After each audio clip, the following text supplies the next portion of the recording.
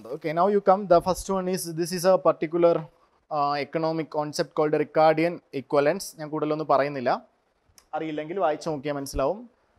Situation where consumers understand that borrowing എന്ന് വെച്ചാൽ ഇന്നത്തെ ബോറോയിങ്സ് നാളെ ഒരു പ്രശ്നമാണ്. കാരണം ഇന്ന് നമ്മൾ ബോറോ ചെയ്യുമ്പോൾ സോ ഇൻ ടുമാറോ അതെന്ത് നമ്മൾക്ക് മുകളിൽ തന്നെ എന്തായിട്ട് മാറും, ടാക്സ് ആയിട്ട് മാറും എന്ന് കൺസ്യൂമേഴ്സ് മനസ്സിലാക്കുകയാണ്.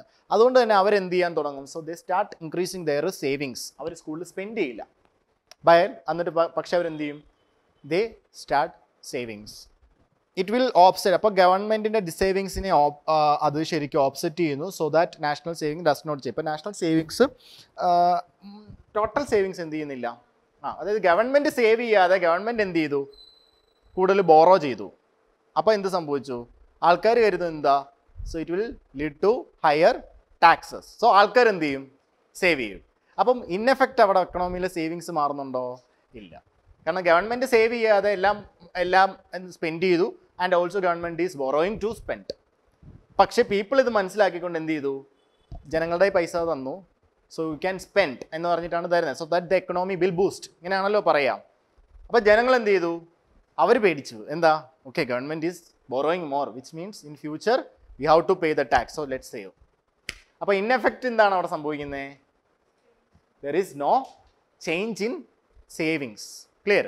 അപ്പോൾ ഇത് ഇപ്പോൾ പഠിച്ചാണെങ്കിൽ നല്ല കാര്യമാണ്. So it is called what, Ricardian equivalence. Okay, ഈ ബാക്കി ഇതെല്ലാം പോയി ഒന്ന് പഠിക്കണേ എന്തൊക്കെയാണെന്ന്. സി എക്കണോമി, ഇനി ജോഗ്രഫിയുടെ സ്ട്രാറ്റജി പറഞ്ഞു. എക്കണോമിയിൽ എന്താണ് നിങ്ങൾ ചെയ്യേണ്ടതെന്ന് വെച്ചാൽ, so N C R T is not enough. N C R T is not enough. You have very minimum content in NCERT. So what you can do? That's it. Economy എന്ന് പറയുന്ന സാധനമാണ് ഭയങ്കരമായിട്ട് കറണ്ടായിട്ട് നടക്കുന്ന കാര്യങ്ങളാണ് എക്കണോമിയിൽ എപ്പോഴും ചോദിക്കുക. There is nothing called history in economy. പിന്നെ കുറേ കാര്യങ്ങളുണ്ട്, ഹിസ്റ്ററി മീൻസ് അത് പണ്ടുള്ള കാര്യങ്ങളൊന്നും ഇല്ലെന്ന്, ലൈക്ക് അത് ചോദിക്കില്ല. Like they can ask you about bank nationalisation, ഒക്കെ ഒരു ഐഡിയ ഉണ്ടാവും. Like they can ask you about 1991 economic reforms, but it is not relevant.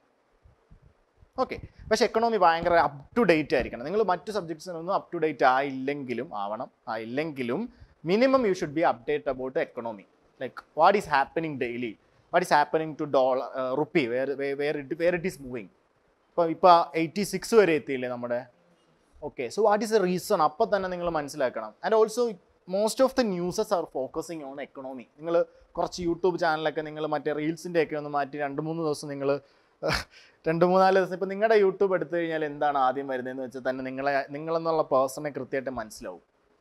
Okay, അപ്പം നമ്മൾ 2-3 ദിവസം തന്നെ കുറച്ച് ഇന്ത്യ ടുഡേയും അതുപോലെ തന്നെ കുറേ എക്കണോമിക്സിൻ്റെ ഒക്കെ കുറേ നല്ല നല്ല അനാലിസിസ് ഒക്കെ ഉണ്ട്. ഒരുപാട് ആളുകൾ കുറേ ഉണ്ട്, ഞാൻ പറഞ്ഞുതരാം. പേര് present I M not able to recollect anything ഉണ്ട്. ഞാൻ സ്ഥിരം ഫോളോ ചെയ്യുന്ന കുറേ ചാനൽസ് ഉണ്ട്, ഇഷ്ടംപോലെ ഉണ്ട്. ടൈംസ് ഓഫ് ഇന്ത്യക്കകത്തൊക്കെ ഇടയ്ക്ക് നല്ല ഡിബേറ്റ്സ് വരും, ലൈക്ക് നല്ല ചർച്ചകൾ വരും, ഡിബേറ്റ് ഒക്കെ വരും, അനാലിസിസ് ഒക്കെ വരും. സോ ഐ സജസ്റ്റ് അത് ഫോളോ ചെയ്യുമ്പോൾ ഒരാഴ്ച നിങ്ങൾ ഫോളോ ചെയ്യുമ്പോൾ ഓട്ടോമാറ്റിക്കലി നിങ്ങൾ പോലും അറിയാത്ത പല കണ്ടൻസ് ഇങ്ങനെ വന്നുകൊണ്ടായിരിക്കും.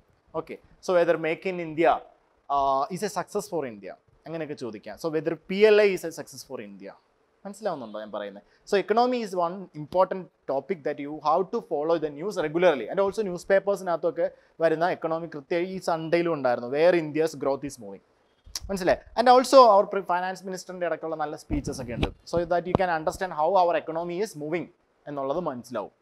Okay, so what is the size of our GDP right now? നമ്മൾ 5 ട്രില്യൺ ആയോ? 3.7 സംതിങ്. $4 ആയോ? 3.7. സോ 4 ആയിട്ടില്ല. In order to become a developed country by 2047, how much GDP we need? 5. 5 is a small. 10, even 10 is a small. 20. What is the size of US economy?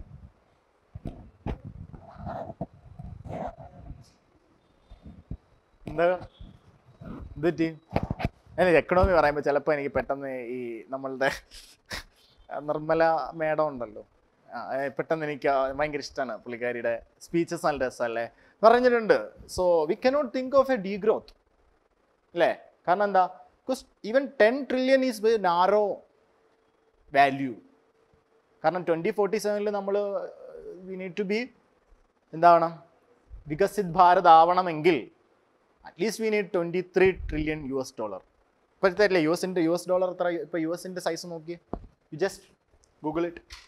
Size of US economy എത്ര ട്രില്യനാ?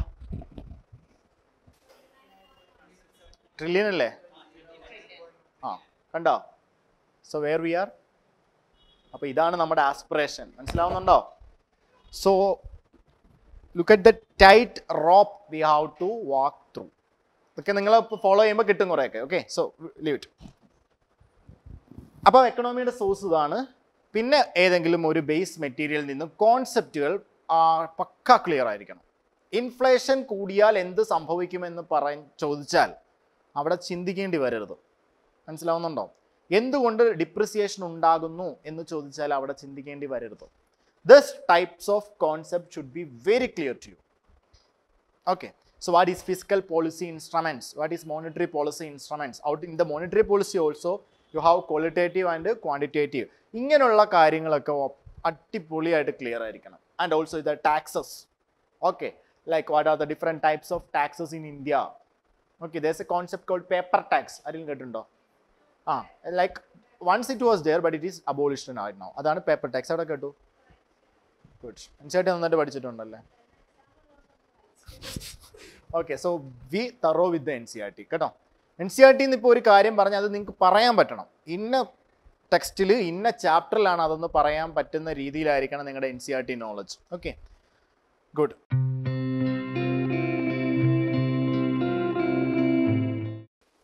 Alright, now ഈ question ഒരു minute, ഇതിൻ്റെ B അല്ലാതെ വേറെ ആരെങ്കിലും എടുത്തവരൊന്ന് കൈവക്കി. B അല്ലാണ്ട് 17th question second ഒന്ന് വായിച്ച് കേരളത്തെ പറ്റി ഒന്ന് ആലോചിച്ച്. Is there any GST for alcohol? ഉണ്ടോ? കുറച്ച് മലയാളിയാവാനുണ്ട് കേട്ടോ അങ്ങനെ. Okay, like no I M not saying that. It's actually അത് പ്രത്യേകം നമ്മുടെ GST പറഞ്ഞിട്ടുണ്ട്. എന്താണ്? ഇറ്റ്സ് ടാക്സ് സ്റ്റേറ്റിൻ്റെ പരിധിയിലാണ് അത് വരുന്നത്. Okay, it is not diluted in a GST. All right, ബാക്കി എല്ലാം GST വരുന്നതാണ്. So this is very important topic for you, GST. And what are the, can you tell me one recent development in GST? So recently 55th അല്ലേ, 55th GST council meeting held at Jaipur. ജയ്പൂരിലാണോ? I'm not sure, നോക്കണം. പക്ഷേ 55th ആണെന്ന് തോന്നുന്നു. So what is the most important issue with the GST? See, in India, if I am saying GST is a teenager, what's your idea? ഇന്ത്യയിൽ GST ഒരു teenager അല്ലേ? So it has it's on problem. Teenager ആകുമ്പോൾ എന്തൊക്കെ പ്രശ്നം ഉണ്ടാവും? നമ്മൾ teenager ആയിരുന്നപ്പോൾ എന്തൊക്കെ പ്രശ്നം ഉണ്ടോ അതിനെല്ലാം ഉണ്ട്. വിച്ച് മീൻസ് ഞാൻ എന്താ പറഞ്ഞു വരുന്നതെന്ന് മനസ്സിലായോ? I M not saying it is bad, but ഇത് വളർന്നു വരുന്നുകൊണ്ടിരിക്കുന്ന ഒരു ടാക്സ് ആണ്. So what is the idea of our prime minister regarding GST? Prime minister അതിനെ വിളിച്ചത് എന്താ? Good and simple tax.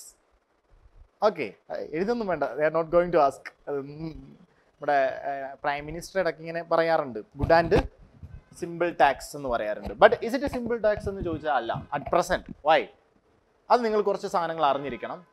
As a person, as a citizen of India നിങ്ങൾ കുറച്ച് അറിഞ്ഞിരിക്കണം. ഒന്ന്, recently related to food there are some confusions. For example, popcorns packed അല്ലെങ്കിൽ കുഴപ്പമില്ല.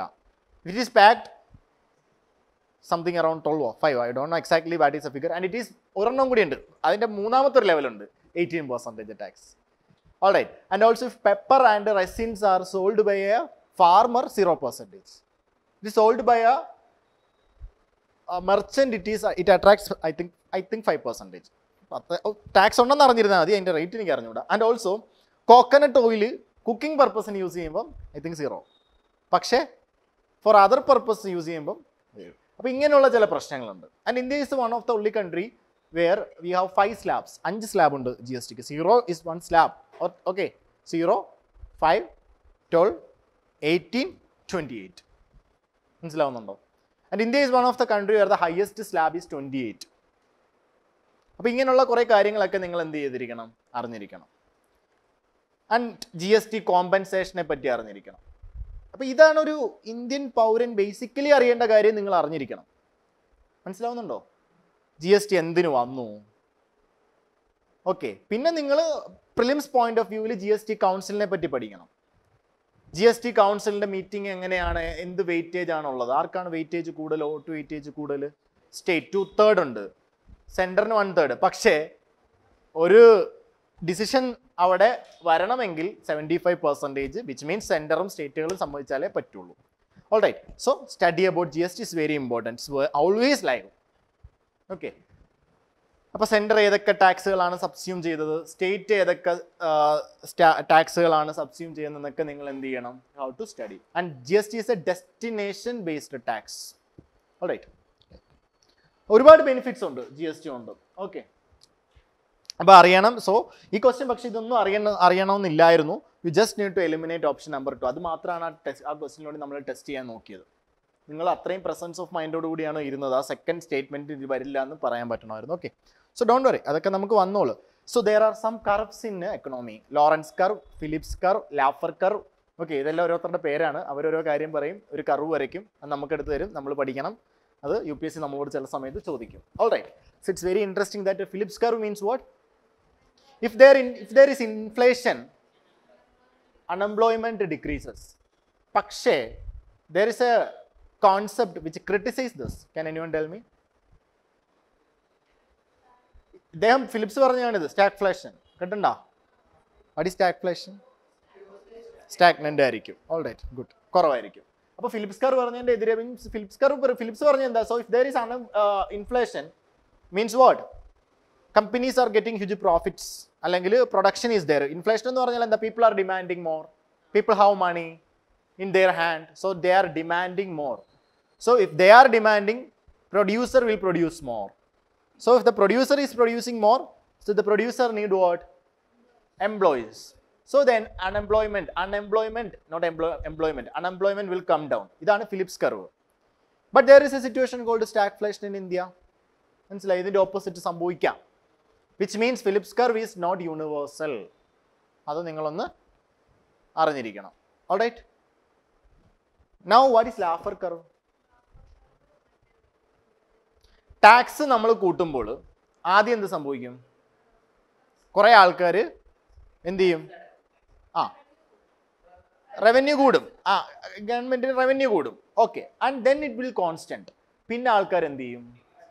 Tax അടയ്ക്കാണ്ട് ഇവിഷൻ നടത്തും. So this is called the Laffer curve. All right. Lorentz curve means what? It is about ഒരു economic ഗ്രോത്തിലേക്ക് വരുമ്പോൾ initially there will be inequality. Then it will be constant. And then inequality എന്ത് ചെയ്യും? കുറയും എന്നാണ് ആര് പറയുന്നത്? Lawrence curve പറയുന്നത്. So this type of curves are very important for you. All right. അപ്പോൾ അത് ചോദിക്കാം. So what is the answer? First statement is wrong.